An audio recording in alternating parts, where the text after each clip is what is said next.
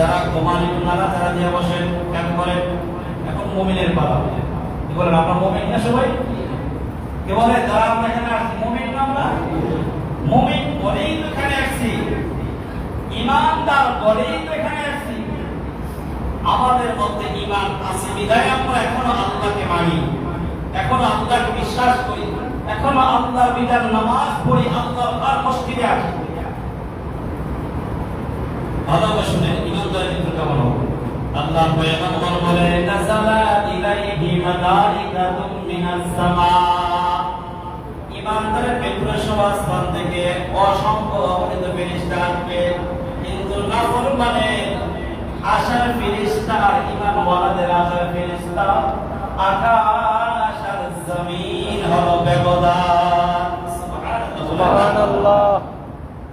আল্লাহ পয়গম্বর বলে কিতাবে আছে অসংখ্য ফেরেশতার ডানে বামে সামনে পিছনে যত দূর পর্যন্ত ঈমানওয়ালার দৃষ্টি যায় তত দূর পর্যন্ত তারা আল্লাহর রবের সন্তুষ্টির দিকে তুমি বের হয়ে যাও। সুবহানাল্লাহ। তোমার রব তোমাকে ক্ষমা করে দিয়েছে, তোমার রবের ক্ষমার দিকে তুমি বের হয়ে যাও। তোমার রব তোমার জন্য সুগন্ধি বাজার মিলিয়ে দিল। দেখো ডানে বামে সব সুগন্ধিওয়ালা ফেরেশতা একমাত্র তোমাকে স্বাগত জানানোর জন্য অপেক্ষা। জলদি করে বের হও। সুবহানাল্লাহ। কেউ সুবহানাল্লাহ বলে বলেন সুবহানাল্লাহ। সুবহানাল্লাহ। ওই মুহূর্তটা যে কেমন হবে সেই ঈমানদার ব্যক্তি ছাড়া ভিন্ন কেউ উপভোগ করতে পারবে না।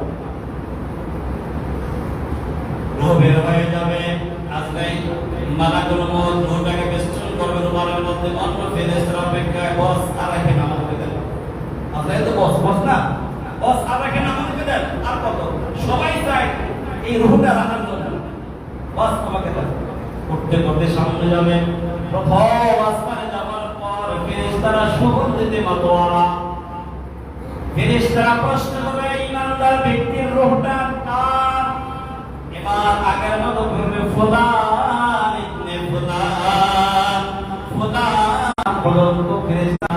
এবার আল্লাহ তাআলা বলে উক্তুবু কিতাব আবদি ফি ইল্লিয়িন। সুবহানাল্লাহ। আল্লাহ বলে আমার ফেরেশতারা আমার এই প্যারা বান্দার একটা জায়গা, একটা অংশের নাম। আল্লাহু আকবার। ভাইরা আমার, বন্ধুরা আমার, যুবক ভাইরা, বৃদ্ধ বাবারা, কতগুলো দিনের কান দিয়ে শুনবো। চলে গেলেন আসমানে, এখানে পরিতার এখন জমিনে ব্যাপার হবে। সাহাবাম কি অবস্থার মধ্যে আছে, কবরে রাখা হবে। রাখার সাথে সাথে এক নম্বর পুরস্কার হলো আল্লাহ তাআলা দুইজন ফেরেশতা তার সামনে পাঠাবে। পাঠানোর পর ফেরেশতা দুই নম্বর প্রশ্ন করবে ওমা দীনুকা, তোমার দ্বীন কি, ধর্ম কি, ইসলাম কি, দুনিয়ায় কোন ধর্মে ছিলা? জবাব দেবে দীনি আল ইসলাম, আমার ধর্ম ছিল আল্লাহর মনোনীত ধর্ম ইসলাম।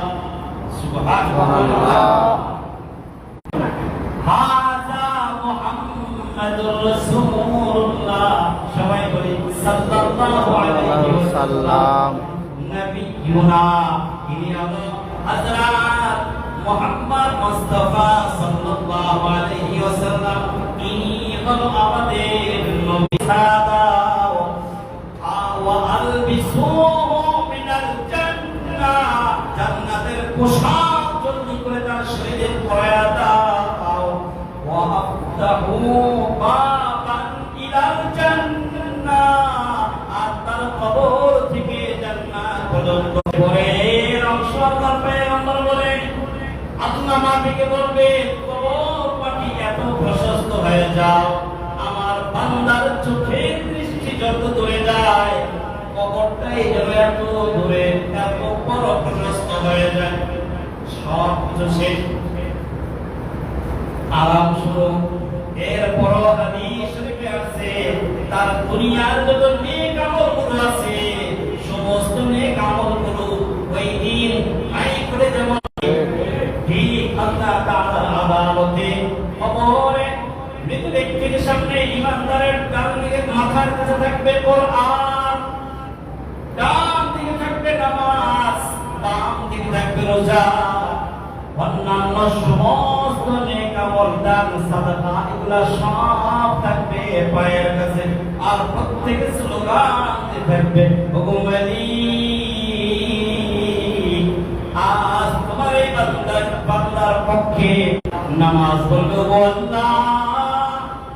লম্বা সময় নামাজে দাঁড়ায় দাঁড়ায় আসে তোমার হুকুম পালন করেছে, রুকু করেছে, সাজদা করেছে, আওয়াজ করেছে, রোজা বলবে আল্লাহ তোমার হুকুম মানতে গিয়ে সারাটা দিন অনাহার ছিল, এক গ্লাস পানিও পান করে নাই। আমার হুকুম আমার সুপারিশ তুমি কবুল করো। হজ বলবে আল্লাহ টাকার মায়াকে ছেড়ে দিয়ে লক্ষ লক্ষ লক্ষ টাকা খরচ করে হজে গেছে তোমার মহব্বতে, আর আমার সুপারিশ তুমি কবুল করতে হবে। অন্যান্য দান সাদাকা, মসজিদ বানাইলে যে দান করে, মাদ্রাসা বানাইলে যে দান করে, অন্যান্য সকল দান দিবে আল্লাহ। কষ্টের টাকা, খামচারা টাকা সব তোমার রাস্তায় তোমার ঘরে মসজিদ বানানোর জন্য নির্মাণ করছে, মাদ্রাসা বানানোর জন্য নির্মাণ করছে। হুকুমলি আর আমাদের সুপারিশ তোমার বান্দার পক্ষে কবুল করো। সপ্তাহ 4টা সপ্তাহ টানা শুধু মৃত্যু সম্পর্ক হবেই হবে, লম্বা আলোচনা শুনবো। আজকে শুনলাম নেককারের মৃত্যু, বদকারের মৃত্যু। আপনাদের কাছে আমার প্রশ্ন, আমরা কি নেককারের মৃত্যু গ্রহণ করতে চাই না বদকারের মৃত্যু গ্রহণ করতে চাই? কারা কারা চাই নেককারের মৃত্যু? দুটো হাত আল্লাহকে দেখাই। মালিক পবিত্র দিন জুমার দিন আমাদের গুনাহগুলো ক্ষমা করে দাও। শুধুমাত্র ঈমান আর আমল, কয়টা বলছি ভাই? আমরা মনে করি অনেক কিছু না, শুধু ঈমান আর আমল এই দুইটা জিনিস যদি ঠিক থাকে সেই নেককার। ঈমান তো সবার আমাদের আছে, আর আমলটা কি দেখেন? আমলটা হলো এক নিবে বলছি, আমলটা হলো যার যতটুকু এবিলিটি আছে, যার যতটুকু সাধ্য আছে ওই সাধ্য অনুযায়ী আমল। মানে যাকে আল্লাহ হজ করার তৌফিক দিয়েছে সেই হজ করতে যাবে, অন্য কেউ যাবে না। যাকে আল্লাহ জাকাতের টাকা আছে হজ করবে না কেন তাকে জিজ্ঞাসা করা হবে। যে একা মসজিদ বানিয়ে দিতে পারে সেই পরিমাণ টাকা আল্লাহ তাকে দিয়েছে কেন বানাইবো না তাকে প্রশ্ন করা হবে। আপনাদের কাছে আমার আবদার, আপনাদের পায়ে হাত দিয়ে বলি, সারা বিশ্বে যুদ্ধের প্রভাব পড়ছে, মেনে নেওয়ার কোনো সুযোগ নেই। 1 বছর আগে ইরাক আর ইরানের যুদ্ধ প্রায় 1 যুগ চলার পরে বন্ধ হয়েছে। আফগানিস্তানের যুদ্ধ কয়েক যুগ চলার পরে বন্ধ হয়েছে। এখন আবার শুরু হয়েছে। পৃথিবী যতদিন থাকে যুদ্ধ কম বেশি থাকবে, অভাব কম বেশি থাকবে, অনটন সুখ দুঃখ সুবিধা অসুবিধা থাকবে। মনে রাখবেন আমি আর আপনি চিরকাল থাকবো না। কথা কি বুঝাইতে পারছি? এটা যুদ্ধ হয়েছে, মানুষ মরে না তো, মরে কি বলে? মানুষ কি মরে? কেন যুদ্ধ স্পিকার মেজর হাফিজ আমাদের ভোলা কিনা আসলেন এমপি, উনি এখন মেজর স্পিকার হলেন। আবার কয়েকদিন পরে তার স্ত্রী মারা গেছে। আমি খেয়াল করছি 2 দিন উনি সংসদের অধিবেশনে আসে নাই, ঠিকই আসছে। স্ত্রী মারা গেছে, উনি কি বাসা বসে হয়েছে নাকি? আমার কথা বোঝার চেষ্টা করেন। স্ত্রী মারা গেছে, যাকে নিয়ে উনি প্রায় 60টা বছর 58 না 56 বছর কথা বললো, উনি সংসার করছে। এমন একজন ব্যক্তিকে হারাইলো, 2 দিন সংসদের অধিবেশনে আসে নাই, 2 বার আসে নাই, 3বার ঠিকই আসছে। এখন স্বাভাবিক তার জীবনযাপন চলছে। মানে আমি বুঝাইতে চাই, কারো জন্য কারো জীবন থেমে যায় না, কারো জন্য কারো চলার রাস্তা জায়গা যাত্রা বন্ধ হয়ে যায় না। মনে রাখতে হবে আমাকে আসল জায়গায় যেতে হবে। আমার ঈমান, আমার আমল, আমার দান, আমার সাদাকা আমাকেই করতে হবে। কথা বলেন ঠিক না ঠিক? আপনাদের কাছে আপনার এই মসজিদ 10 তলা ফাউন্ডেশন আপনারা জানেন, 5 তলা পর্যন্ত আমরা এর আগেও বলছিলাম। আমাদের মসজিদ কমিটি প্রিয় ভাইরা ওনারা যথেষ্ট চেষ্টা করতেছে। 5 তলার একাংশ ছাদ হয়ে গেছে, আর একাংশ ছাদ আমরা এখনো দিতে পারিনি। সামনে বর্ষা বৃষ্টি, ছাদের অনেক প্রয়োজন। আমরা চাইতেছি কমিটি ভাইরা চাইতেছি পাঁচতলার বাকি অংশ সাতটা যদি ঢালাই যাওয়া যায় আপনাদের দোয়ায়, আপনাদের দান অনুদানের চেষ্টায়, তাহলে ওই সাতটা দেওয়ার পরে আপাতত উপর থেকে কাজ বন্ধ। নিস্তারা থেকে যেন আপনারা নামাজ সেজদা, কিন্তু অনেকে এসির কথা বলতেছে, এসি হয় দোতলাও টাইলসের কাজ শেষ, গ্লাসের কাজ শেষ, এখন তিনতলা চারতলা পাঁচতলা এগুলো অনেক কাজ, মানে কোটি কোটি টাকার কাজ।